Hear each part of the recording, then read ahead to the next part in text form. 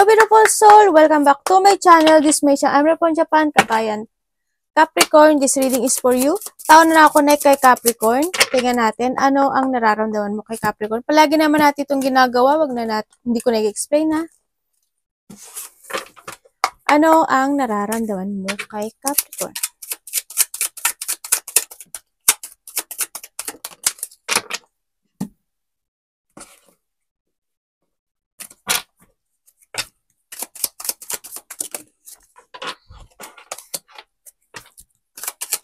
Nararamdaman niya sa iyo. Okay, kung kayo is magkahiwalay nitong tao na ito, sa nakita ko dito, maaring nagkaroon ng third party. Kung nagkahiwalay kayo nito, nagkaroon ng third party o nandun na talaga yung naging cold na itong tao na to. Maaring itong tao na to is naging hot and cold sa'yo, no? Sa nakita ko dito. And then, nagkaroon na talaga ng mga rejection, ganyan. Nandun naman yung naging patient ka sa kanya, na maaring tinanggap mo rin. May mga time na tinanggap mo siguro na may nagkaroon ng third party sa iba, no? Sa nakita ko dito. Pero handin yung sitwasyon na maaring hindi na rin kayo nag-uusap or nagkaroon na ng pagbablock sa inyong dalawa.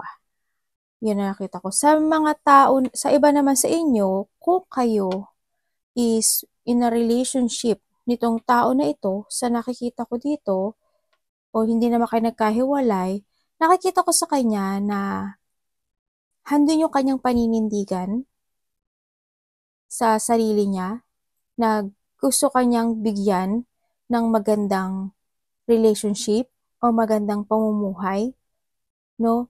Yun nga lang, ang nakikita ko sa kanya, syempre hindi maaalis yung mga situation na magkakaroon ng emotional situation dito sa relasyon na to. Pero gusto kanyang bigyan ng magandang stable, happy, loving, relaxing, and peace of mind na relationship sa inyong dalawa. Sa nakita ko, handun pa rin naman talaga yung pagpapahalaga. No, kahit na minsan nagiging busy lang siya sa kanyang mga ginagawa o sa kanyang trabaho, ganyan. Parang handun yung friend, kung kayo is mag-asawa, friend and lovers, ganyan. Sa nakita ko dito. No? Yun.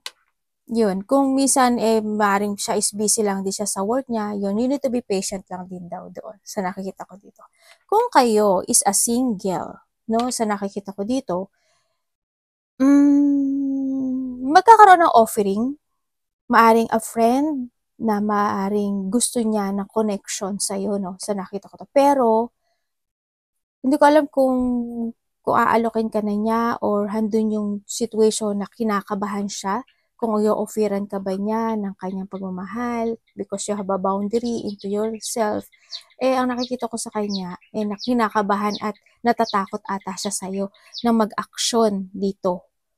Yan. Pero gusto niya ng open communication, gusto niya ng partnership, gusto niya ng commitment, or gusto niya ng connection. Handun yung attraction, no, sa nakita ko dito. Kasi ang sinasabi nitong tao na to, na you're a person na mabait, maaruga, mapagmahal, yan ang sinasabi niya.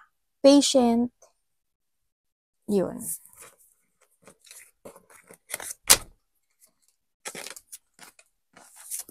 Tingnan natin, Capricorn. Anong nararamdaman mo, Capricorn, sa tao na ito?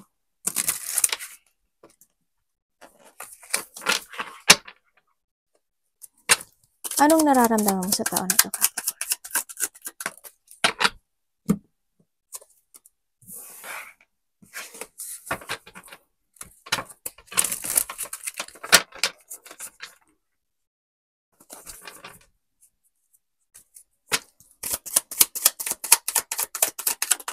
Tandaan nyo, palagi tayong vice versa, ha? Kasi minsan vice versa yung lumalabas. Okay, ang nararamdaman mo, Capricorn, sa tao na to, okay. Kung kayo is magkahiwalay nitong tao na to, no? Sa nakikita ko sa kanya, hindi kanya pinahalagahan. Siguro naging hot temper to sa'yo, no? or ikaw hot temper. Andun yung pinaghintay ka lang din niya sa nakita ko dito hanggang parang andun yung tinimbang niya yung relationship na to. Maaari itong tao ito is may pagka-babaero o lalakero, no? Yun, kung kayo sa kahiwalay nito, yun, hindi kanya binalyo sa nakikita ko dito. Hindi kanya pinahalagahan. Andun yung dumating yung time na siguro inisip mo kung bakit ganun, pinahalagahan ko siya, inintindi ko siya, but parang hindi ko nararamdaman yung love. Ganun. Parang, kumbaga parang puro salita lang siya sa nakita ko dito. Kung kayo naman is magkarelasyon nitong tao na to, kumbaga sinasabi rin dito kasi, yun nga, not valuing or inabuso ka niya, no, sa nakita ko dito. Nagkaroon ng pag-aabuso. Kumbaga, nagkaroon ka ng pagsasakripisyo sa kanya na magtiis dahil nga, syempre, mahalaga siya sa'yo. No, and you still care. Or vice versa. No? Kung kayo is magkasama nitong tao na to, sa nakikita ko sa kanya, sa inyo, nararamdaman mo sa kanya, ano siya, parang nararamdaman mo na may sarili siyang may sarili siyang actions or may sarili siyang mga plano o pananaw sa kinabukasan. Kumbaga, nahando naman yung balancing nitong relationship na to, yun nga lang siguro, hinihiwalay niya yung sarili. Ikaw or siya, hinihiwalay niya yung sarili niya sa'yo. Ganun. May mga point na ganun na want to be alone, kumbaga, no? Sa nakita ko dito. Kaya siguro misa na nararamdaman mo sa kanya parang, yung sinasabi ko ba nito ay naiintindihan niya kaya? Napapahalagahan niya kaya? Parang minsan napapaisip ka na gano'n, no? Sa mga single naman dyan, ang nakikita ko dito, you need to be very patient lang, no? Sa nakikita ko dito. Ngayon, maghintay-hintay ka lang daw kasi maaring kung mag-a-action ka na kung may makakausap ka at mag-a-action ka in a situation na paghahangad ng bagong relationship, maaring ikaw mapasok sa hindi magandang relationship. Kasi hindi niya maibibigay sa'yo yung totoong pagmamahal na gusto mo. Kumbaga, ikaw lang din yung mag-understanding at mag-value sa kanya. Baka ma-scam ka pa. No? Iba sa inyo, baka ma-scam kayo ha. And then, kumbaga, dito yung sitwasyon na mag-go to the flow kasi siya sa inyong relationship. No? Sa nakita ko dito.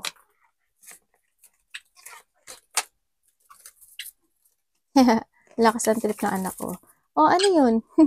Ang galing nung kagat niya. Gano'n lang. Sinabihan ko kasi siya na na kamay ni mami yun. Na wag siyang masakit mga gat. Ay, dito ka. Tao na ako na kay Capricorn. Ano ang intention mo kay Capricorn? Tao na ako na kay Capricorn. Ano intention mo kay Capricorn?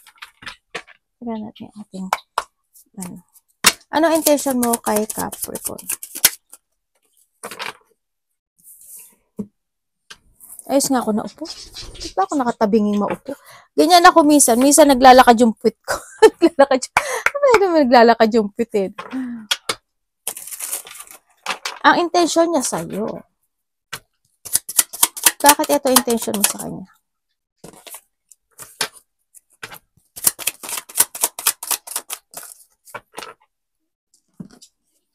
Okay. Kung kayo is magkahiwalay nitong tao na to, ang intention sa'yo, sobra siya nagsisisi.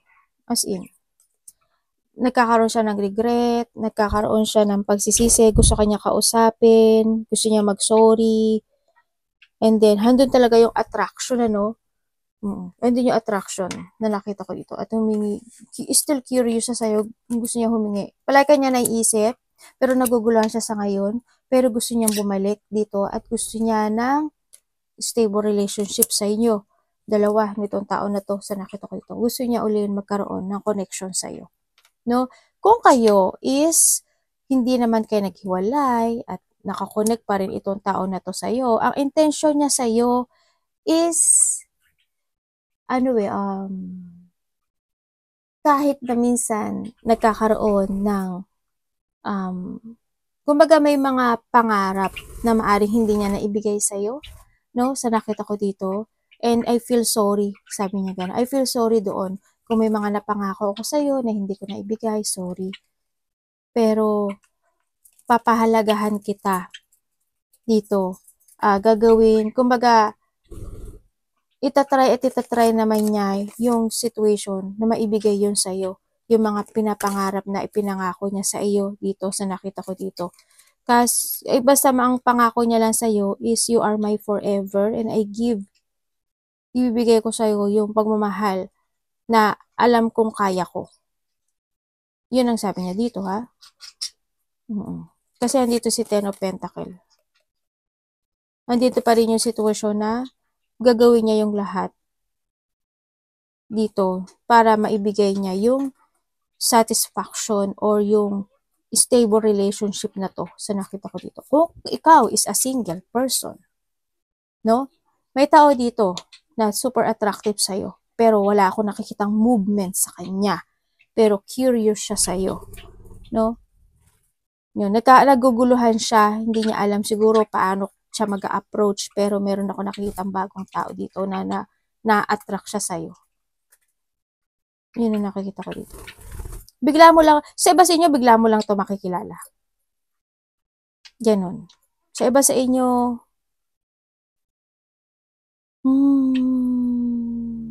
pero wag kayo magmadali rin, ang sabi dito. Maari itong tao na to, meron din siyang pinagdadaanan na sadness or depression, ano, sa nakita ko dito. Para nagkakaroon siya ng fixing yung sarili niya dito. Maaring meron siyang iniwanan na isang relationship, yung nakikita ko dito. Parang biglaan lang din. And para ngayon is, ando siya sa sitwasyon na starting a new beginning and manifest. Nagkakaroon siya ng resetting and nagkakaroon siya ng manifestation. Maaring iba kasama mo to sa trabaho. Manifestation na dumating yung tamang person sa kanya. Kasi yun ang, parang the next na gusto niya magkaroon ng relationship, itong tao na to, yung pang forever na, ang nakikita ko sa kanya.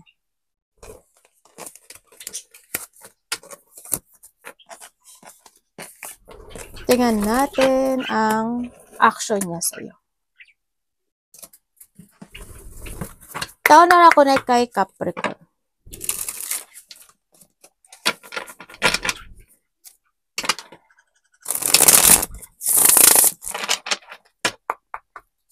Tao na na-connect kay Capricorn. Ano ang action mo kay Capricorn? Parang yung dito, no, yung may mga connection, parang for better, for worse, till death do us part. Parang ganun yung sinasabi niya. The Judgment. But ito ang action mo sa kanya. Magwawala lang. Galit ka.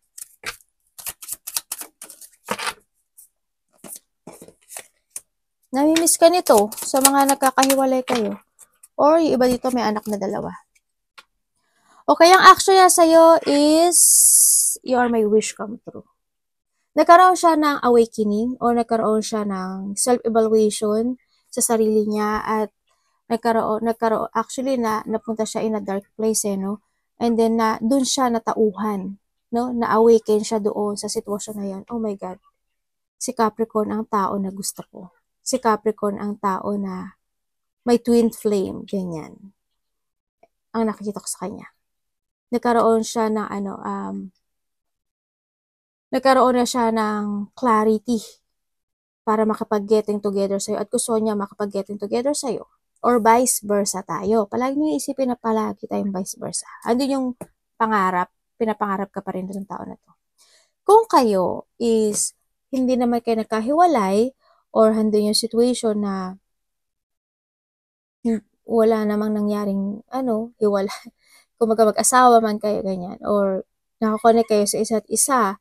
Ang nakikita ko dito, andun yung situation na may mga pagdadaanan naman kayo na hindi magandang situation. Siguro, loneliness, ganyan, emotions sa iba sa inyo.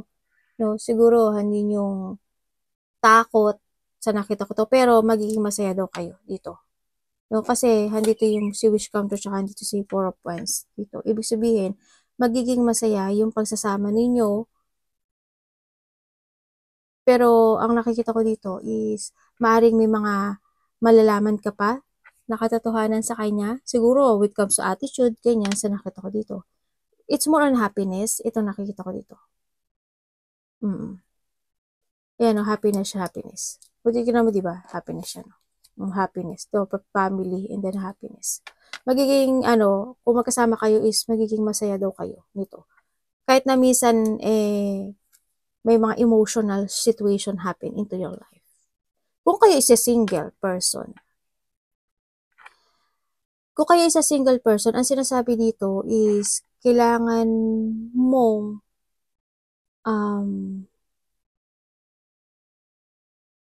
magkaroon ng isang decision sa buhay mo na i-let go na yung nakaraan at mag-focus ka sa sarili mo, sinasabi dito, at magkaroon ka ng isang matatag na sistema or action sa buhay mo para hindi na maganap yung dating nangyari sa past relationship mo. Dito, sinasabi. No? Kung magatatandaan mo is nasa sayo yung decision making o nasa sayo yung path na gusto mong tahakin dito. Kailangan mo lang din daw magpakatatag, sinasabi dito. Pero sa ngayon kasi, ang nakikita ko dito is more on focusing to your family, sa sarili mo, gano'n na sinasabi. Kung may darating, 50-50, ang sabi dito, pero kung magkakaroon ka ng shipment into yourself at maalalaman mo kung ano talaga yung gusto mo when it comes to a love, darating at darating siya. Darating si twin flame dito. Yun na nakikita ko So, iba sa inyo, ano kayo yung karelasyon nyo? Ano yan? Twin flame nyo yan. Siya yung partner mo talaga. Tingnan natin.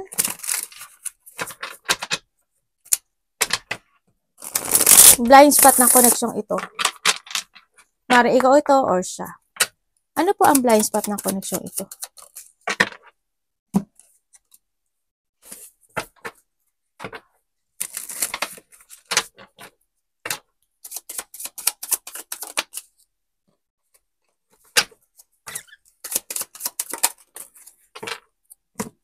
Okay, ang blind spot ng connection ito. Sinakit ako dito, kung kayo is magkahiwalay nitong tao na to,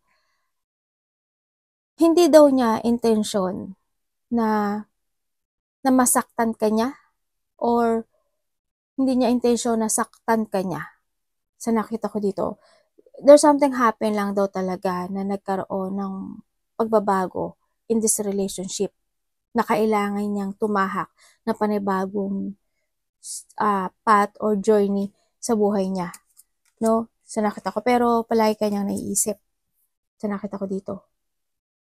Yun. At maaaring dumating yung point o yung time na bumalik muli siya sa'yo, no? Parang nahando siya sa thinking pa lang kasi nitong tao na to. Yun. Pero hindi niya intensyon na saktan ka raw niya. Maaaring yung iba sa inyo, iniwan ka nito kasi meron na siyang bagong minamahal. No? Or nagkaroon na siya ng bagong connection, pero hindi niya daw talaga intention na saktan ka. So, nakita ko dito. Kung kayo is magkasama nito, or mag-asawa kayo, kasi andito rin si Ten of Cups, gagawin daw niya yung lahat. No? Gagawin niya yung lahat, yung effort niya, yung focus niya in this relationship para maging masaya lang ang pamilya or itong relasyon na to. Kumbaga, tatayo siya at maninindigan siya at papatunayan sa'yo na yung mga, kumbaga, hindi yung mga pangako, ganyan, magkaroon naman ng sadness or hindi, paninindigan niya yung mga pangako niya sa'yo at magkaroon ng masayang pamilya o relasyon dito sa nakita ko dito. Andun yung ibibigay niya yung full of support and effort and hard work niya in this relationship sa nakita ko. At ayaw niyang masaktan ka rin naman dito. Pero if there's a things na ano daw na na masaktan ka niya, hindi niya rin yung intensyon, no? Na masaktan ka kasi ayaw kanyang masaktan. O itong pamilya na to, o itong relasyon na to. Kasi may mga time na, na, alam mo yung, siguro ikaw or siya, Capricorn, silent. Alam mo yung silent, parang hindi kumikibo, hindi pala usap, o hindi pala kwento, mga ganon. Ang nakikita ko sa'yo. Kaya minsan siguro, isa sa inyo is parang nai-stuck or nagkakaroon ng maraming katanungan. Ano kaya iniisip ni Capricorn? O kaya ikaw, ano kaya iniisip ng partner ko? Parang ang tahimik niya, parang may mga iniisip. Parang nagiging questionable o nagiging misteryoso ang bawat isa. Yung mga ganon. No? Kung sa mga single, sa mga single,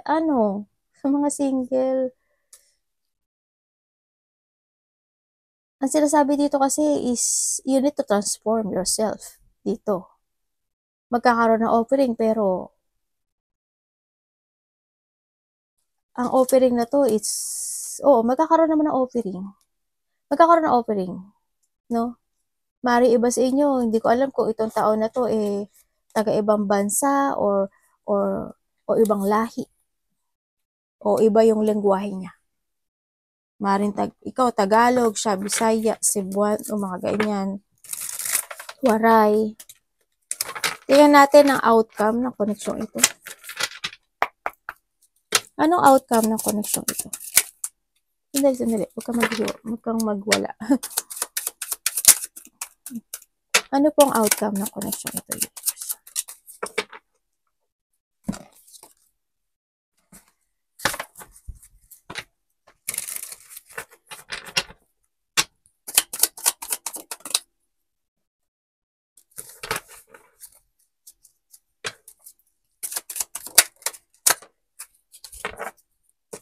Pwedeng explain mo pa sa akin to? Okay. Ang outcome ng koneksyong ito, sa nakikita ko dito, kung kayo is magkahiwalay na nitong taon na to. Kasi ang magiging outcome niya,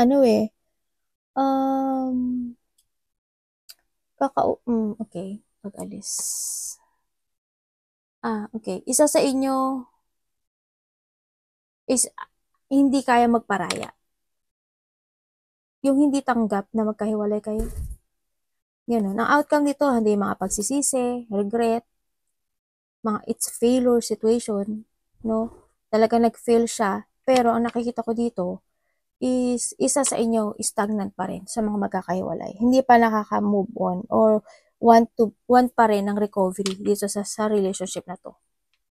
Ganon. Kung kayo naman is hindi naman kayo nagkahiwalay or mag-asawa at magkarelasyon pa rin naman kayo nitong taon na to, so nakikita ko naman dito,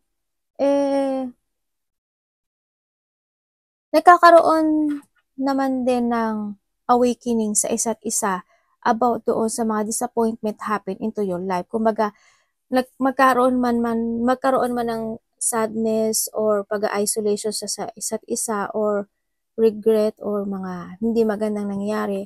And nagtatry kayong i-analyze o i-progress yung relationship na to sa nakikita ko dito. Kumbaga, andoon yung isa sa inyo is more na nagiging patient dun sa relationship. Yun na nakikita ko. Kaya, nagkakaroon pa rin ng recovery.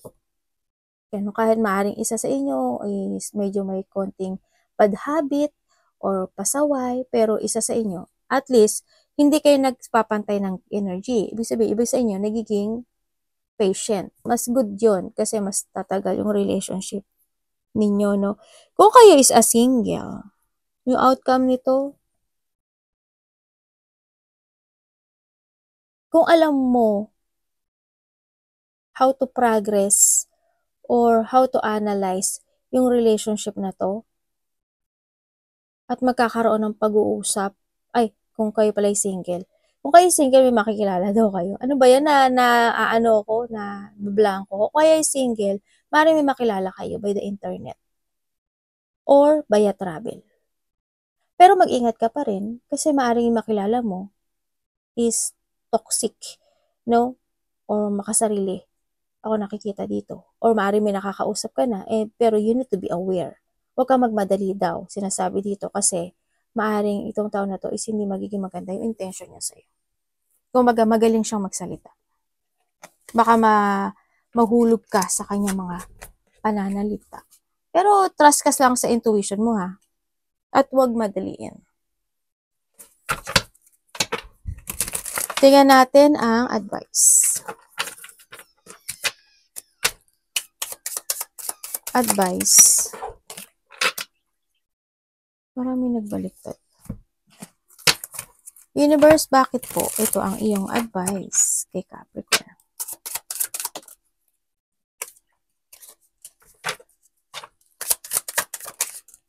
Okay, thank you. Ang advice sa'yo sa dito is huwag ka daw masyadong maging emotional. Sinasabi dito. And kailangan mo daw you need to escape sa isang sitwasyon na it's not working to you anymore. Mag-start ka ng beginning and mag-trust ka sa sarili mo.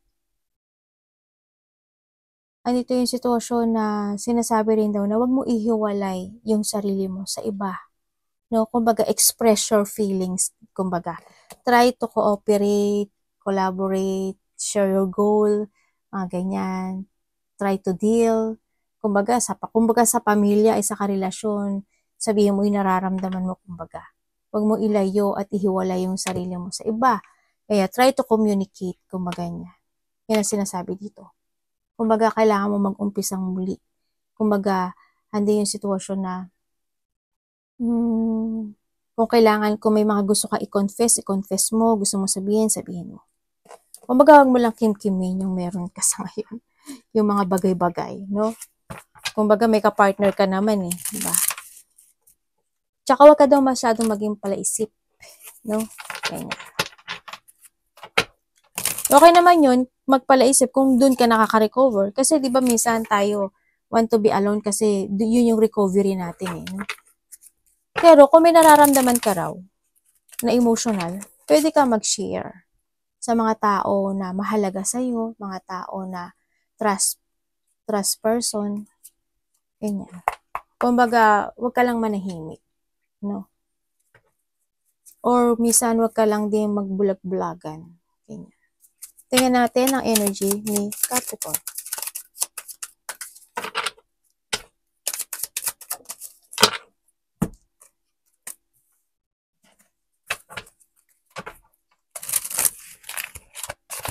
Muntik pang mahulog yung card. Ano po yan?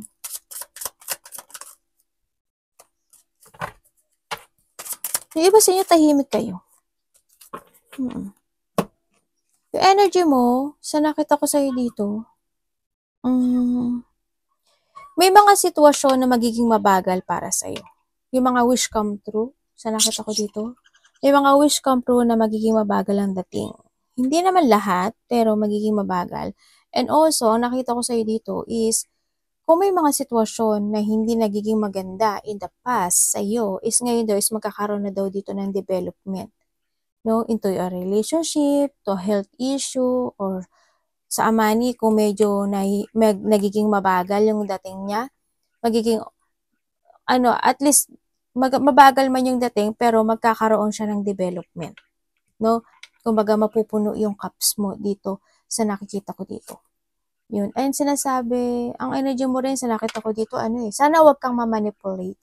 Kasi it's more on quiet ka kasi, no? Siguro may mga gusto kang sabihin, hindi mo nasasabi. Ganyan. O may mga desisyonan ka na hindi mo madesisyonan this time. Sa nakita ko to. Pero you need to trust to your intuition, no? Kasi magkakaroon naman siya ng development sa lahat ng aspeto ng buhay mo dito.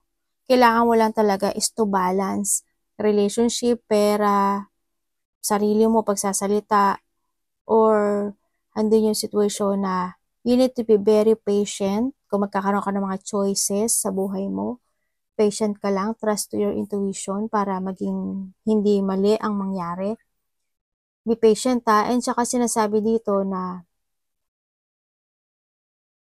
maniwala ka sa sarili mo, sa thought mo. Kasi sa ngayon, ang nakita ko dito is magkakaroon ka ng mga magde-daydream ka, ganyan, magpa-fantasizing ka, sa nakikita ko dito. Focus ka lang daw, be practical, give an effort and hard work, commit to yourself, be patient, and improve. Kailangan mo talaga mag-improve sa sarili mo dito sa nakita ko dito. Pero magiging maganda yung ano mo. May mga development happen into your life. Yan. Sa nakita ko dito. In a relationship, magiging okay kasi baka nga iba dito,